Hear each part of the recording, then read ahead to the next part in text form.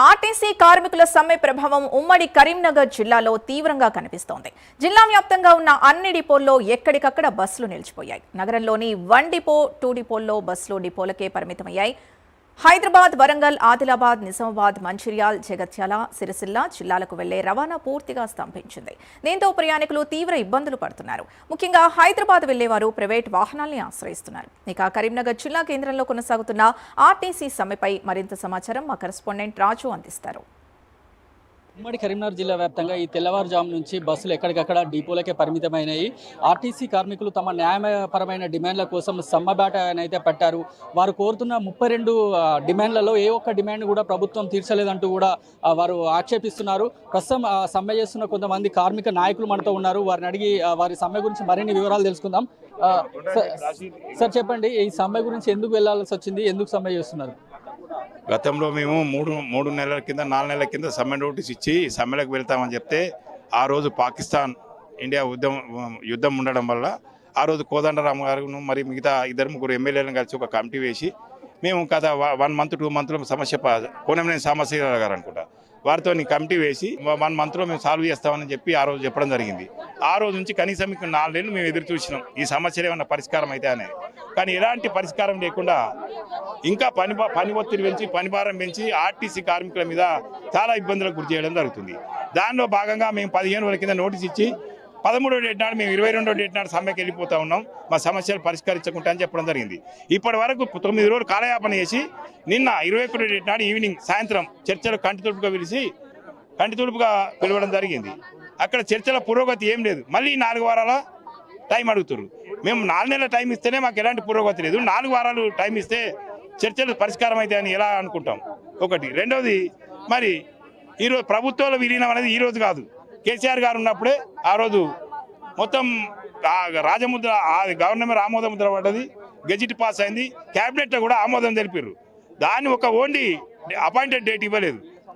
రేవంత్ రెడ్డి గారు ఆ రోజు మేము గవర్నమెంట్ వచ్చినాక అపాయింటెడ్ డేట్ ఇస్తాం, మేము నన్ను కడుపులో పెట్టుకొని చూసుకుంటాం, పే రీజన్స్ ఇస్తాం, బకాయిలు ఇస్తాం అని చెప్పడం వల్ల ఆ రోజు మా కార్మికులు ఆశపడి అందరు మీ వెంట నడిచారు. మరి మేము ఏం అన్యాయం చేసినాం?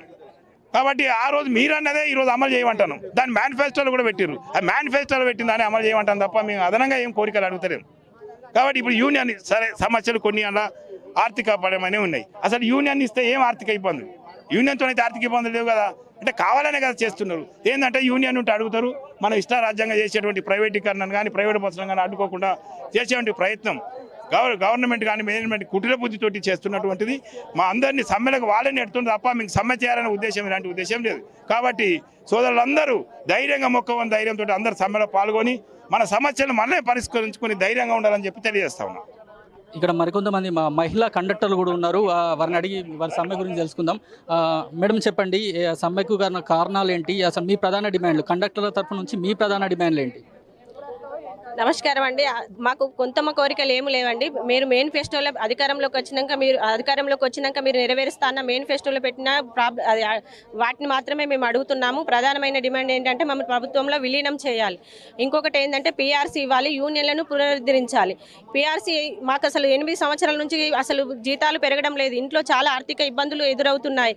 కాబట్టి అసలు మమ్మల్ని పట్టించుకునే నాదుడే లేదు. గత ప్రభుత్వంలో మీరు అధికారంలో లేనప్పుడు మేము అధికారంలోకి వస్తే మేము మిమ్మల్ని కడుపులో పెట్టుకొని చూసుకుంటాము, మీకు పీఆర్సీ ఇస్తాము, గవర్నమెంట్లో విలీనం చేస్తామని మేనిఫెస్టోలో పెట్టారు. మరి ఇచ్చిన సంగతి మీరు మరిచారు సార్. మేము పెట్టిన డిమాండ్లన్నీ మీ స్కీములన్నీ మేము అమలు పరుస్తున్నాము.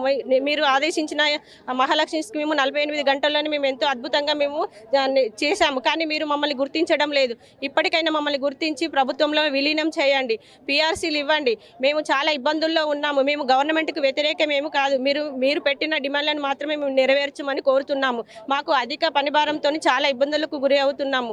ఇంట్లో ఆర్థిక పరిస్థితులతో ఇబ్బంది పడుతున్నాము. కాబట్టి ఇప్పటికైనా ఈ గవర్నమెంట్ మమ్మల్ని గుర్తించి మా డిమాండ్లను నెరవేర్చాలని కోరుతున్నాము. తమేం గొంతమ్మ కోరికలు కాదు, తమని ప్రభుత్వంలో విలీనం చేయాలని ఎప్పటి నుంచో పోరాడుతున్నామని అంటూ కూడా కార్మికులు చెప్తున్న పరిస్థితి.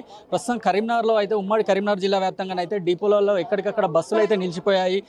వరంగల్, హైదరాబాద్, ఆదిలాబాద్, నిజామాబాద్ కేంద్రాలకైతే ఇదే ఒక ప్రయాణ హబ్గా అయితే చెప్పవచ్చు. ఈ కరీంనగర్లో ప్రస్తుతం బస్సు ప్రయాణాలకైతే ప్రయాణికులు తీవ్ర ఇబ్బందులు పడుతున్న పరిస్థితి అయితే కనబడుతుంది.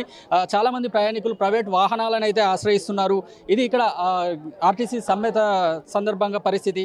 కెమెరామెన్ కార్తిక్తో రాజు, ప్రైమ్ 9 న్యూస్, కరీంనగర్ నుంచి. టీడీపీ ఎమ్మెల్యే బుచ్చయ్య చౌదరి మీడియాతో మాట్లాడుతున్నారు. ఇప్పుడు లైవ్ చూద్దాం. జక్కంపూడి రాజా కావచ్చు, భరత్ కావచ్చు, వేణు కావచ్చు, ఎవరికైనా 5 ఏళ్ళు ఏం చేశారు ఆయన?